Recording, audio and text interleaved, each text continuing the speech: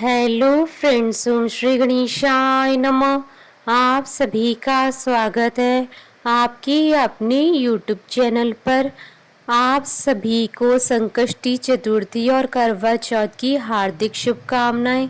Friends, आज हम आपको इस वीडियो में बताने जा रहे हैं कार्तिक मास की संकष्टी चतुर्थी का शुभ मुहूर्त, चंद्रोदय का समय, पूजा विधि, महत्व और कार्तिक मास की संकष्टी चतुर्थी के दिन किए जाने वाले उपाय और कार्तिक मास की संकष्टी चतुर्थी की पौराणिक व्रत कथा के बारे में।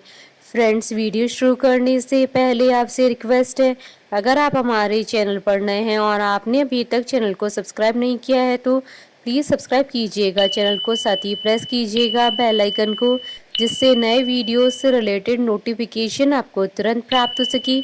और वीडियो पसंद आने पर वीडियो को लाइक और शेयर जरूर कीजिएगा ताकि सभी भक्तों को इस वीडियो का लाभ प्राप्त हो सके। और कमेंट बॉक्स में ओम श्री गणेशाय नमः जरूर लिखिएगा। संकष्टी गणेश चतुर्थी व्रत प्रत्येक मास की कृष्ण पक्ष की चतुर्थी को किया जाता है।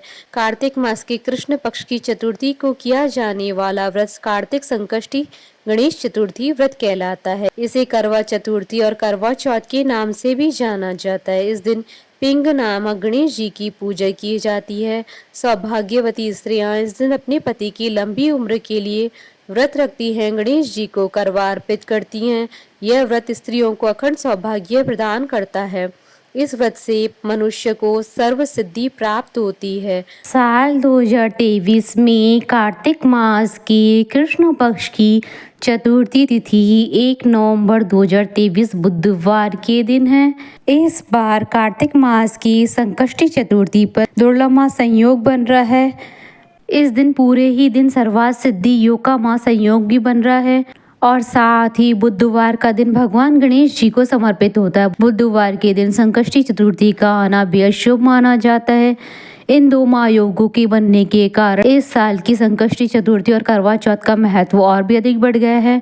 इस योग में व्रत करने से व्रत का कई गुना अधिक फल प्राप्त होगा। भविष्य पुराण में कहा गया है कि जब मन संकटों से घिरा महसूस करे तो गणेश चतुर्थी व्रत करे। इससे कष्ट दूर होते हैं और धर्म, अर्थ, मोक्ष, विद्या, धन व आरोग्य की प्राप्ति होती है।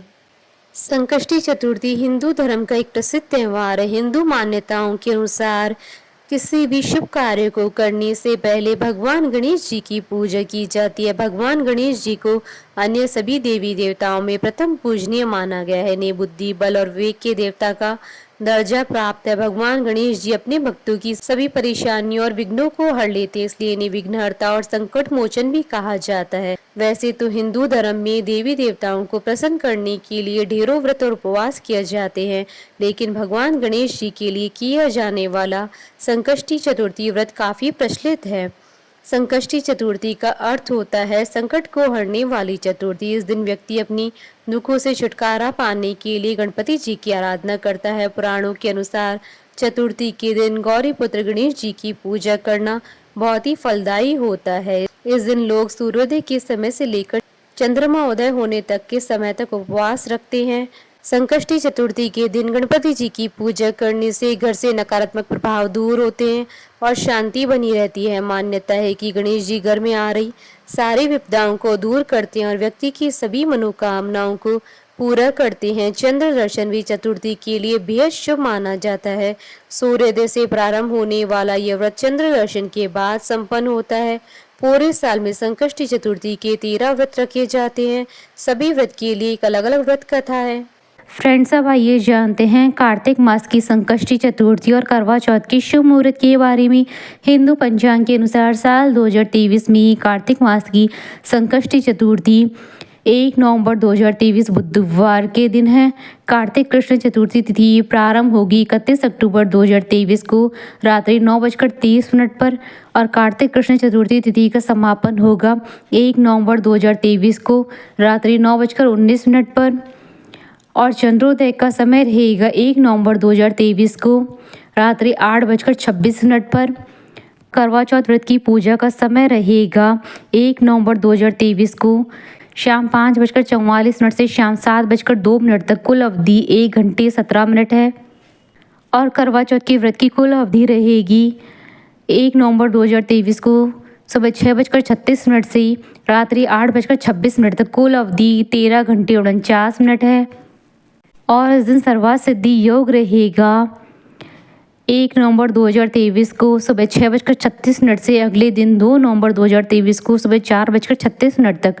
फ्रेंड्स, अब आइए जानते हैं कार्तिक मास की संकष्टी चतुर्थी की पूजन विधि के बारे में। इस दिन प्रातः काल उठकर नित्य कर्म से निवृत्त और स्नान कर स्वच्छ वस्त्र धारण कर लें। श्री गणेश जी का पूजन पंचोपचार धूप दीप नैवेद्य अक्षत फूल विधि से करें। इसके बाद हाथ में जल तथा दूर्वा लेकर मनी मन श्री गणेश जी का ध्यान करते हुए व्रत का संकल्प करें। संध्या होने पर दोबारा स्नान कर स्वच्छ वस्त्र धारण करें। श्री गणेश जी के सामने सभी पूजन सामग्री के साथ बैठ जाएं। विधि विधान से गणेश जी का पूजन करें। गणेश जी को वस्त्र अर्पित करें। नैवेद्य के रूप में लड्डू अर्पित करें। चंद्रमा के उदय होने पर चंद्रमा की पूजा कर अर्घ्य अर्पण करें। इसके बाद गणेश चतुर्थी की कथा सुने अथवा सुनाएं। घी और उड़द मिलाकर हवन करें। तत्पश्चात गणेश जी की आरती करें। व्रत और पूजन के बाद ब्राह्मणों को भोजन कराकर खुद मौन होकर भोजन करें। स्त्रियां चंद्रमा को अर्घ्य देने के पश्चात अपने पति की आरती और पूजा करें।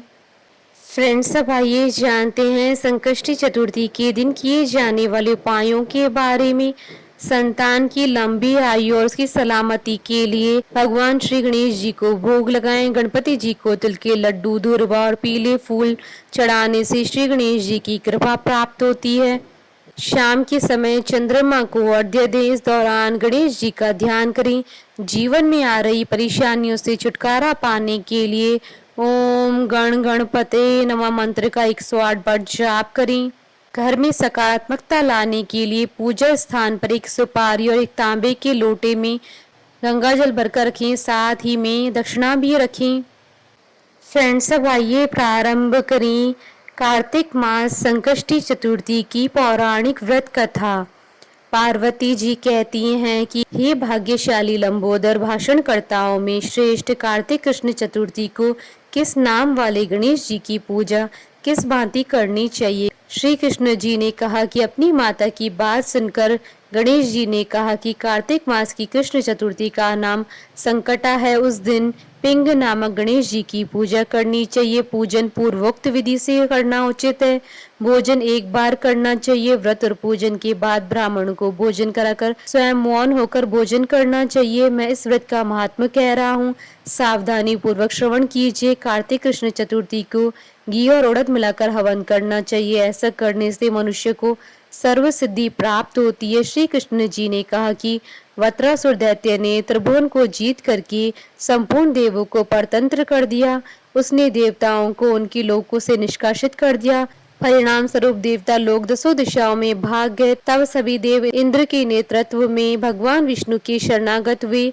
देवों की बात सुनकर विष्णु जी ने कहा कि समुद्र द्वीप में बसने के कारण वे निरापद होकर बलशाली हो गए हैं। पितामह ब्रह्मा जी से किसी देवों के द्वारा न मरने का उन्होंने वर प्राप्त कर लिया है।